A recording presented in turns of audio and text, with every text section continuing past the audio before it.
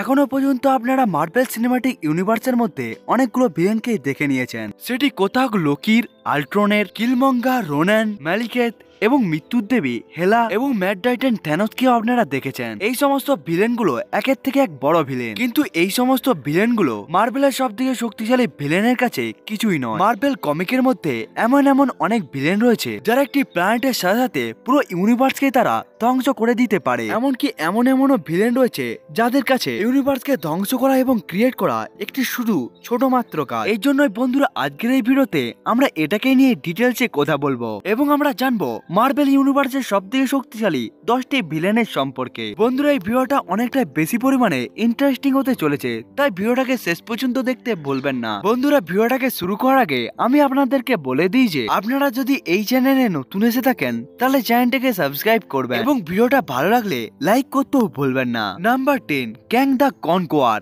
যে ভিলেনটি মার্ভেলের মাল্টিভার্সের সবথেকে বড় ভিলেন, সেও মার্ভেল সিনেমাটিক ইউনিভার্সের সবথেকে শক্তিশালী ভিলেনের লিস্টে নাম্বার 10 রয়েছে। এখান থেকে আপনারা বুঝতে পারছেন আগের ভিলেনগুলো কতটা বেশি পরিমাণে শক্তিশালী হবে। ক্যাং দ্য কনকোয়ার অর্থাৎ নেথালিয়ান রিচার্ডস 100 শতাব্দী ধরে বিলং করা জিনিয়াস সায়েন্টিস্ট, যে আগে গিয়ে টাইম মেশিনকে একেবারেই তৈরি করে নেয় এবং ওই টাইম মেশিনের সাহায্যে সে যে কোনো ইউনিভার্সের মধ্যে পৌঁছে গিয়ে সে নিজের জন্য অনেক অ্যাডভান্স গ্যাজেটকেও তৈরি করে নেয় এবং সে নিজের অ্যাডভান্স টেকনোলজির জন্য সে এতটাই বেশি পরিমাণে শক্তিশালী হয়ে যায় যার ফলে সে এক এক করে পুরো সমস্ত টাইমলাইনকে ক্যাপচার করে নেয়। ক্যাং মার্ভেলের সবথেকে শক্তিশালী ইনক্রেডিবল ভিলেন এবং ক্যাং এতটাই বেশি পরিমাণে পাওয়ারফুল ভিলেন যে কমিকের মধ্যে থ্যানোসকে পর্যন্ত একটি ঝটকার মাধ্যমে হারিয়ে দিয়েছিল। আসলে থ্যানোস যখন ক্যাং এর সাথে লড়াই করতে এসেছিল তখন কং থ্যানোসকে ধরে একেবারে একটি কঙ্কালে পরিবর্তন করে দেয়। ক্যাং এর কাছে সুপার লেভেলের ইন্টেলিজেন্স রয়েছে এবং সে একটি অমরিপেটেন্ট জীব, যে লাইফ এনার্জিকে বাড়াতে পারে, নিজের জীবনকালকেও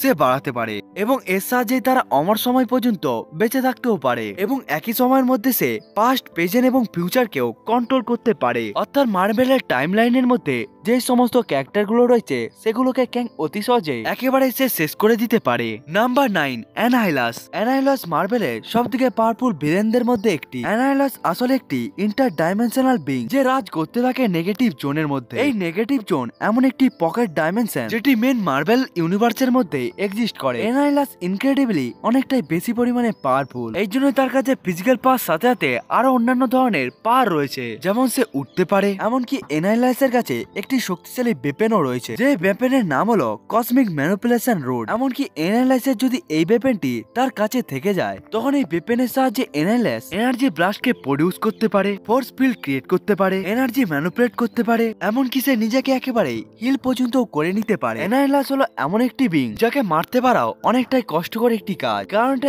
এই জন্যই, যদি কোনোভাবে অ্যানাহিলাসকে মেরেও দেওয়া হয় তখন এই ভিলেনটি নিজের শুধুমাত্র বডির একটি মাত্র অংশের দ্বারাই সে নিজেকে রিজেক্ট করে নিতে পারে, ঠিক অনেকটাই ডেডপুলের মতো। এইসবকে যারা অ্যানাহিলাসের কাছে এমন একটি পাওয়ার রয়েছে যার সাহায্যে অ্যানাহিলাস তার শত্রুদেরকে একেবারেই অনেকটা ভয় দেখাতেও পারে। অর্থাৎ অ্যানাহিলাসের এনিমি যদি তাকে ভয় না পায় তখন অ্যানাহিলাস এই এবিলিটিকে ব্যবহার করে সে তার এনিমিদেরকে অনেকটাই বেশি পরিমাণে ভয় পাইয়ে দিতে পারে। এই কারণে অ্যানাহিলাস তার এনিমিদেরকে লড়াই করার আগে তাদেরকে থামিয়ে দিতে পারে। Number 8, apocalypse. অ্যাপোক্লিপস অর্থাৎ এল-সেভেনর মার্ভেল ইউনিভার্সের প্রথম এবং সবথেকে শক্তিশালী একটি ভিলেন। এল-সেভেনর মার্ভেলের সেই প্রথম ক্যারেক্টার যার বডির মধ্যে জেনেটিক মিউটেশন হয় এবং এই জেনেটিক মিউটেশনের জন্যই এল-সেভেনর মার্ভেলের প্রথম মিউটেনে পরিবর্তন হয়ে যায়। এল-সেভেনর অনেকটাই বেশি পরিমাণে পাওয়ারফুল, এমনকি সে এতটাই বেশি পরিমাণে পাওয়ারফুল ছিল যে যেটিকে এক্সমেনের মুভির মধ্যে ভালোভাবে দেখানোই হয়নি। এল-সেভেনর 1000 বছর ধরে বেঁচে রয়েছে। এটা এই জন্যই এল-সেভেনর এতটাই বেশি পরিমাণে পাওয়ারফুল। এরপরে যখন সে মনে করে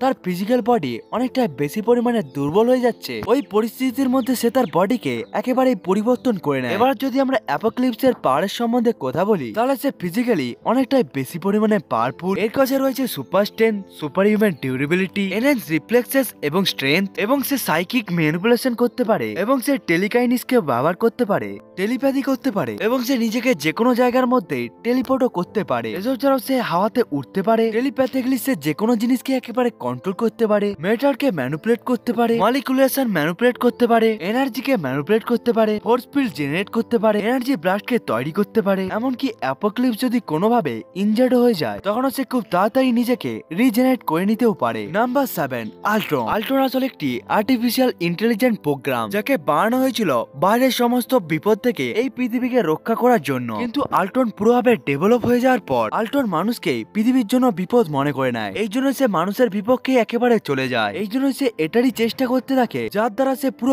পৃথিবী থেকে মানুষের অস্তিত্বকে একেবারে মিটিয়ে দিতে পারে। আল্ট্রন ক্রিয়েট হয়ে যাওয়ার পরে সে নিজের জন্য একটি আর্টিফিশিয়াল ইন্টেলিজেন্স বডিকেও তৈরি করে নিয়েছিল। এরপরে সে নিজের জন্য একটি রোবোটিক আর্মিকেও বানিয়ে নিয়েছিল। কিন্তু মার্ভেল সিনেমাটিক ইউনিভার্সের মধ্যে সমস্ত অ্যাভেঞ্জার একসাথে এসে গিয়ে আল্ট্রনকে হারিয়ে দেয়। এই জন্য আমরা এমসিইউর মধ্যে আর দেখতে পাইনি যে আল্ট্রন কি করতে পারে বলে। কিন্তু আমরা যদি মার্ভেল কমিকের সম্বন্ধে কথা বলি অথবা যদি আমরা মার্ভেলের হোয়াট ইফ সিরিজের কথা বলি তখন আমরা দেখতে পেয়েছিলাম আল্ট্রন যদি নিজের মিশনের উপর একবারেই যদি সফল হয়ে যেত তখন আল্ট্রন কতটা বেশি পরিমাণে শক্তিশালী হয়ে যেতে পারত। মার্ভেল কমিকের মধ্যে আল্ট্রন অ্যাভেঞ্জারের জন্য সবথেকে বড় বিপদ। যখন অ্যাভেঞ্জার মনে করতে থাকে আল্ট্রন একেবারেই মারা গিয়েছে তখনই আল্ট্রন একেবারে ফিরত চলে আসে। এটা এই জন্যই আল্ট্রনকে মারতে পারা অনেকটাই কঠিন একটি কাজ। কিন্তু আমরা আল্ট্রনের ট্রু পাওয়ারকে আমরা দেখতে পেয়েছিলাম হোয়াট ইফ সিরিজের মধ্যে, যেখানে আল্ট্রন ধীরে ধীরে সমস্ত ইনফিনিটি স্টোনকেই একেবারেই পেয়ে যায়, যার ফলে আল্ট্রন ধীরে ধীরে মার্ভেলের মধ্যে থাকা সমস্ত ধরনের ইউনিভার্সকেই ধ্বংস করতে থাকে। Number 6, doctor Doom. Doctor Doom মার্ভেলের সব থেকে শক্তিশালী ভিলেনদের মধ্যে একজন হওয়ার সাথে সাথে সে মার্ভেলের সব থেকে আইকনিক ভিলেন। ডক্টর ডুম আসলে একটি লেজেন্ড। সে মার্ভেলের একটি এমন একটি অসাধারণ ভিলেন যাকে মার্ভেলের সমস্ত ধরনের ফ্যান্সরাই অনেকটাই বেশি পরিমাণে পছন্দ করে। ডক্টর ডুমের যদি পাওয়ারের কথা বলা হয় তাহলে ডক্টর ডুম অনেকটাই বেশি পরিমাণে পাওয়ারফুল। ডক্টর ডুম ম্যাজিককে ব্যবহার করতে জানে, মিস্টিক্যাল আর্টকে ব্যবহার করতে জানে, এমনকি সে মিস্টিক্যাল ব্লাস্টকেও প্রডিউস করতে পারে, মিস্টিক্যাল ফোর্স ফিল্ডকেও সে উৎপন্ন করতে পারে, যে কোনো ধরনের এন্টিটিকে সে কন্ট্রোল করতে পারে, বিভিন্ন ধরনের সে স্পেলকে কাস্ট করতে পারে, এমনকি স্পেলকে কাস্ট করে সে যে কোনো ধরনের ম্যাজিককে আবার রিভার্স পর্যন্ত করে দিতে পারে, এমনকি সে নিজেকে যে কোনো জায়গার মধ্যে টেলিপোর্ট করতে পারে, এমনকি সে নিজেকে ইন্টার ডাইমেনশনের মধ্যে ট্রাভেল করাতে পারে, মিস্টিক্যাল পোর্টালকে উৎপন্ন করতে পারে, টাইম ট্রাভেল করতে পারে, এনার্জি অ্যাবজর্পশন করতে পারে, এলিমেন্টস গুলোকে একেবারে ম্যানিপুলেট করতে পারে, এমনকি তারা টেলিকাইনিসকেও ব্যবহার করতে পারে, টেলিপ্যাথিকেও ব্যবহার করতে পারে, যে কোনো ক্যারেক্টারের উপরেই সে হিপনোসিস করতে পারে, নিজেকে সে একেবারে ইনভিজিবল করতে পারে, যে কোনো ধরনের ক্যারেক্টারের মাইন্ডকেও ম্যানিপুলেট করতে পারে, এমনকি ডক্টর ডুম সাইকিক পাওয়ারকেও ব্যবহার করতে জানে। ডক্টর ডুমের কাছে এতটাই বেশি পরিমাণে পাওয়ার রয়েছে যে যেটিকে বলে আমি একেবারেই হাঁপিয়েও যাব, এমনকি আপনারা গুনতে গুনতেও একেবারে হাঁপিয়ে যাবে। ডক্টর ডুম মার্ভেলের একমাত্র ভিলেন যার কাছে সবসময় একটি ব্যাকআপ প্ল্যান থাকে। এই জন্য অ্যাভেঞ্জার যখন দেখতে পায় তারা একেবারে জিতে যাচ্ছে তখনই ডক্টর ডুম একটি নতুন প্ল্যানের সাথে একেবারে সামনে এসে যায় এবং এরপরে তার অ্যাভেঞ্জারের উপরে একেবারে ভারী পড়ে যায়। এমনকি মার্ভেল কমিকের সিক্রেট ওয়ারের সময় যখন সমস্ত ধরনের ইউনিভার্স একেবারে এক জায়গায় এসে সমস্ত ইউনিভার্স ধ্বংস হতে থাকে তখনও ডক্টর ডুম বিয়ন্ডারের পাওয়ারকেও একেবারে নিয়ে নেয় এবং মলিকুল ম্যানের সাহায্যে সে ব্যাটেল অফ এম্পায়ারকেও একেবারে ক্রিয়েট করে নেয়। নাম্বার 5, ডোরমামু। ডোরমামু মার্ভেলের সবথেকে শক্তিশালী এন্টিটির মধ্যেও একজন, যে মার্ভেল ইউনিভার্সের মধ্যে বিলিয়ন বছর ধরে বেঁচে রয়েছে। ডোরমামু ডার্ক ম্যাজিককে ব্যবহার করে সে বেঁচে থাকে। এই জন্য ডোরমামু ডার্ক ডাইমেনশনের মধ্যে রুলও করতে থাকে। ডোরমামু হলো এমন একটি এন্টিটি যে টাইম এবং স্পেসের থেকেও অনেকটাই উপরে। এমনকি ডোরমামুকে নিয়ে এমন বলা হয় যে যতক্ষণ পর্যন্ত ডোরমামু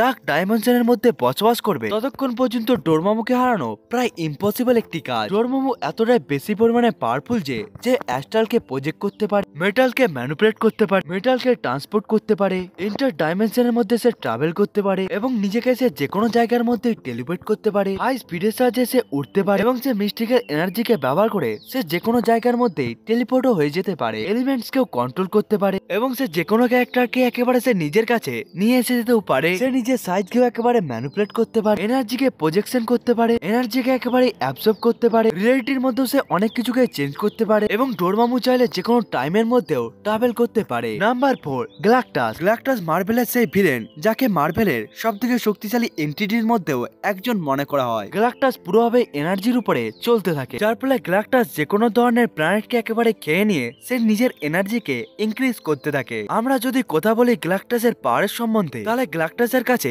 ইনেস লেভেলের কসমিক পাওয়ার রয়েছে, যার ফলে গ্যালাক্টাসের এই পাওয়ার মার্ভেল কমিকের মধ্যে গ্যালাক্টাসকে একটি অমনিপটেন্ট বিংয়েও পরিবর্তন করে দেয় তাকে। নিজের এই লিমিটলেস গড লাইক পাওয়ারের জন্য গ্যালাক্টাস প্রায় অমর। এই জন্য গ্যালাক্টাস লক্ষ বছর ধরে বেঁচে থাকুক বা কোটি বছর ধরে, গ্যালাক্টাসের মৃত্যু কখনোই তার বয়সের জন্য মৃত্যু হবে না। গ্যালাক্টাসের পাওয়ার প্ল্যানেটের এনার্জিকে অ্যাবজর্ব করার সাথে সাথে তার এনার্জিও বাড়তে থাকে। অর্থাৎ গ্যালাক্টাস যতগুলো প্ল্যানেটকে কনজিউম করতে থাকবে তার পাওয়ার ততটাই বেশি পরিমাণে বাড়তে থাকবে। গ্যালাক্টাস প্ল্যানেট এবং স্টারের লাইভ এনার্জিকে সে একেবারেই অ্যাবজর্ব করে নিতে পারে। এমনকি সে পাওয়ারফুল এনার্জি ব্লাস্টকেও ক্রিয়েট করতে পারে, মেটালকে ক্রিয়েট এবং ম্যানিপুলেট করতে পারে, সে নিজেকে যে কোনো জায়গার মধ্যে টেলিপোর্ট করতে পারে, এমনকি সে টেলিকাইনেসিস এবং টেলিপ্যাথিককেও সে ব্যবহার করতে জানে। Number 3, god the god Butcher. যেই গডকে আপনারা মার্ভেল সিনেমাটিক ইউনিভার্সের মধ্যে দেখেছেন সেটি আসলে গড দ্য গড বুচার আসলে নয়। কারণ যেই গড দ্য গড বুচারকে আমরা কমিকের মধ্যে দেখতে পেয়েছিলাম সেটি এমসিইউর গডের থেকে অনেকটাই বেশি পরিমাণে পাওয়ারফুল। এমসিইউর মধ্যে থাকা গডকে হারানোর জন্য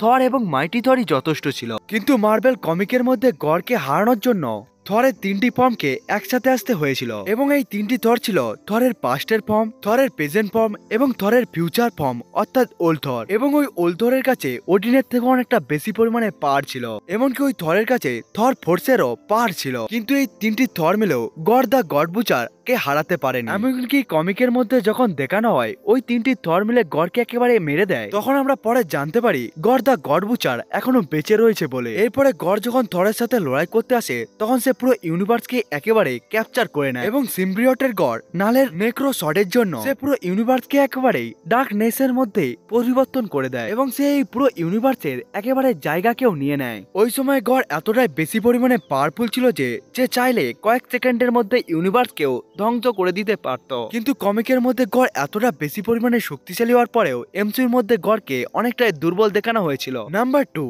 নাল। গড অফ সিম্বিয়ট নাল পুরো মার্ভেল ইউনিভার্সের সবথেকে শক্তিশালী দ্বিতীয় ভিলেন, এবং এটি এমন একটি ভিলেন যার সাথে লড়াই করার কথা সিলেস্টিয়াল পর্যন্ত ভাবে না, এবং বাকি সমস্ত ক্যারেক্টারগুলো তো নালের কাছে টিকতেও পারবে না। মার্ভেল কমিকের মধ্যে নাল অনেকটাই বেশি পরিমাণে পাওয়ারফুল। নাল হলো এমন একটি ক্রিয়েশন যে স্পেস এবং টাইম আসার আগেও সে এর থেকেও আগে এক্সিস্ট করতো, এমনকি ওই সময় থেকে যখন শুধুমাত্র ডার্ক ডাইমেনশনই ছিল। নাল এতটাই বেশি পরিমাণে শক্তিশালী যে একটি ঝটকার মাধ্যমে সে সিলেস্টিয়ালের মাথাকেও একেবারে কাট করে রেখে দিতে পারত। এমনকি মার্ভেলের মধ্যে যেই সমস্ত আপনারা সিম্বিয়টকে দেখতে পেয়েছেন সেটিকে নাল ডাইরেক্টলি অথবা ইনডাইরেক্টলি সেই বানিয়েছিল। নাল হলো আসলে একটি এলড্রিজ গড যে ডার্কনেসের উপরে রাজ করতে থাকে। এই জন্য নালের উদ্দেশ্য হলো সমস্ত জীবকে মেরে দিয়ে পুরো ইউনিভার্সের মধ্যেই ডার্কনেস সে নিয়ে আসবে। নাম্বার 1, বিয়ন্ডার। বিয়ন্ডার পুরো মার্ভেল ইউনিভার্সের সব থেকে পাওয়ারফুল ভিলেন, এবং কি সে এতটাই বেশি পরিমাণে শক্তিশালী যে মার্ভেলের মধ্যে একবার লিভিং ট্রাইব্যুনাল মতো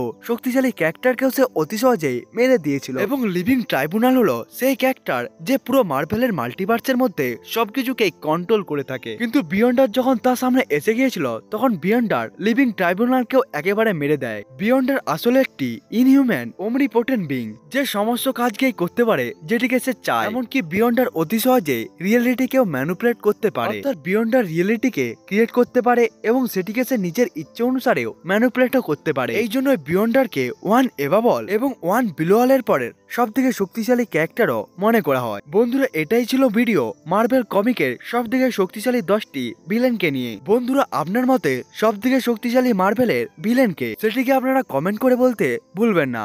বন্ধুরা, আজকের ভিডিওটা কেমন লাগলো সেটিকেও কমেন্ট করে বলতে ভুলবেন না। বন্ধুরা, আজকের ভিডিওটা এতটা পর্যন্তই। দেখা হচ্ছে অন্য একটি ভিডিওতে, ততক্ষণের জন্য বাই বাই।